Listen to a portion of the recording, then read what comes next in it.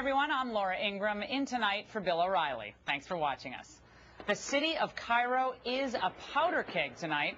Gunfire has erupted as thousands of Mubarak supporters clash with the opposition. We're going to have complete coverage of all angles, but first, the Bushes versus the Tea Party movement? That's the subject of this evening's Talking Points memo. Last November, President Bush remarked that the Tea Party is good for the country. But if he really believes that, why did he recently attack a key priority for many Tea Partiers, namely getting our borders under control and preventing a mass amnesty for illegal immigrants? While he was out promoting his book in Dallas, President Bush was asked about the future prospects for comprehensive immigration reform.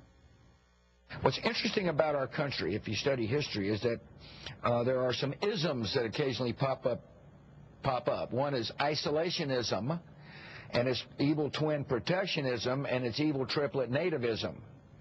So if you study the 20s, for example, there was an American first policy that said, who cares what happens in Europe? And there was an immigration policy that I think during this period argued we had too many Jews and too many Italians, therefore we should have no immigrants. And my point to you is we've been through this kind of period of isolationism, protectionism, nativism.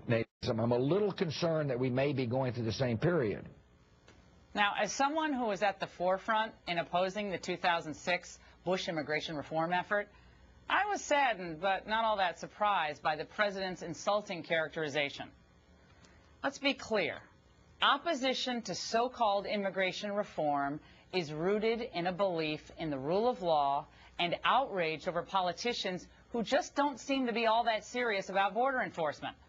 To say that it's really all about hostility to foreigners is ludicrous. An internal poll done by the Dallas Tea Party last year showed that 98% of its members supported Arizona's tough anti-immigration law. So, are these fellow Texans also nativists, Mr. President?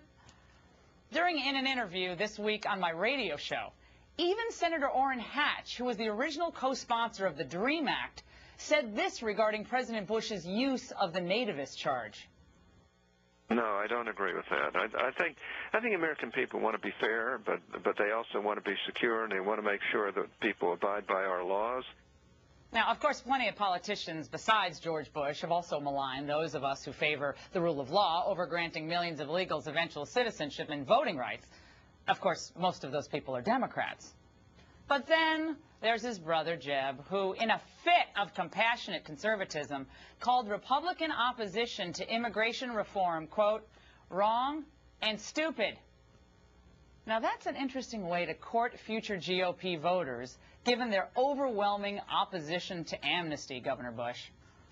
Maybe President Bush was right. We are suffering from an outbreak of isms. Elitism comes to mind. And that's the memo. And now for the top story.